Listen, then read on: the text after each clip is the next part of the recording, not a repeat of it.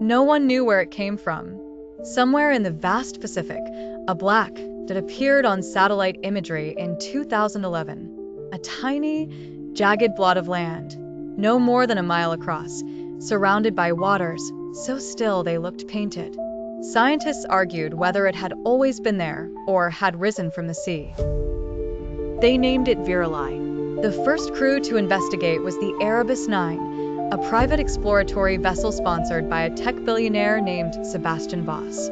Equipped with drones and sensors, the Erebus 9 set course for Virelai in June 2012. Its last transmission was garbled static and a scream. The ship was never found. Only a single life vest washed ashore in Tahiti, blackened, brittle, with the logo burned off. The island earned its second name, the Island of Skeletons. Over the years, attempts to reach it continued. All failed. Some vessels disappeared entirely. Others drifted back unmanned. People started to notice a pattern, a heavy pull, not of gravity, but something stranger. It started with dreams. Sailors would wake up gasping, murmuring the same word over and over, closer. By 2025, the island had become an obsession for conspiracy theorists, ghost chasers, and cultists. One YouTuber managed to stream footage for 6 minutes before the signal cut. The video showed an island wrapped in swirling fog, trees that looked petrified, and something glowing at the center, a pulsating, bluish core. Just before the feed died, a human figure walked into the frame and collapsed. Enter Isla Myles, ex-Navy, now freelance investigator for Argon Black. A woman with nerves like ship hulls and a past riddled with strange assignments. She didn't believe in curses. She believed in anomalies. Argon Black detected an electromagnetic signature at Virelai's core, so they sent Isla. She wasn't alone. Dr. Noah Brandt, electromagnetic physicist, Eliza Quaid, a geologist, and Reyes, an ex-con turned drone pilot.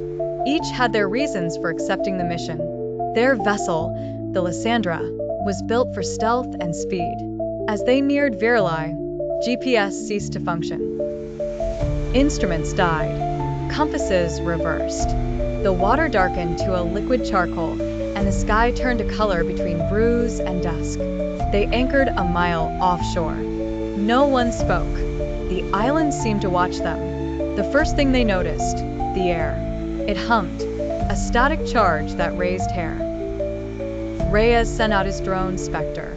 As it rose above the tree line, they saw it, the core, a jagged spire of crystal jutting from a crater at the island's center.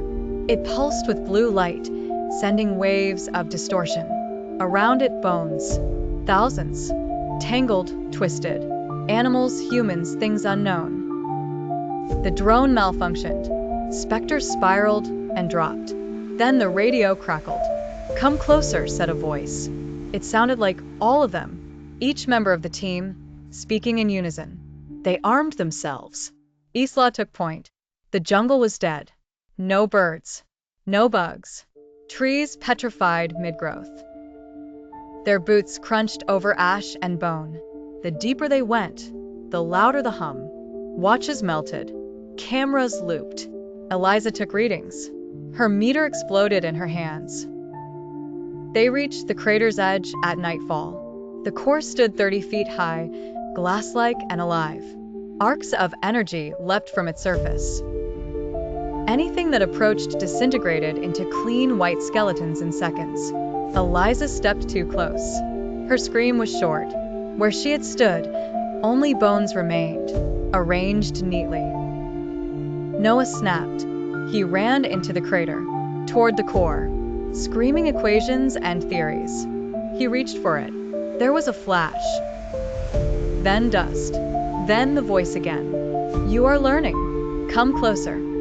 Isla and Reyes fled, but the jungle had changed. Trees moved. Paths closed. The fog thickened. Reyes whispered something about seeing his mother. He walked into the mist. His scream echoed, then nothing. Alone, Isla reached the beach. The Lysandra was gone. Only a single flare remained. She lit it. Red light flared over bone-covered sand. She turned. The core pulsed once.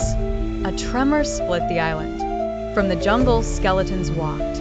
Not clumsy like horror films, but graceful like dancers. Some still wore scraps of clothes. They surrounded her. They bowed. She blacked out. She woke up adrift at sea. Days later, rescued by a Japanese cargo ship. No memory of how she escaped. But her skin had changed. Under infrared light, patterns danced beneath her flesh, glyphs, circuit-like designs.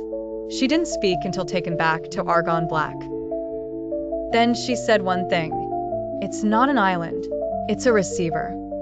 What followed was classified, but rumors leaked that Argon Black shut down, that anyone who listened to Isla's recordings suffered fatal strokes, that Reyes was found wandering the Mariana Trench shoreline, skin etched with bones. In 2030, an oil rig 400 miles from Virelai picked up a broadcast. Just 3 words. We are ready. And in the center of the Pacific, the island of skeletons pulsed blue beneath a stormless sky.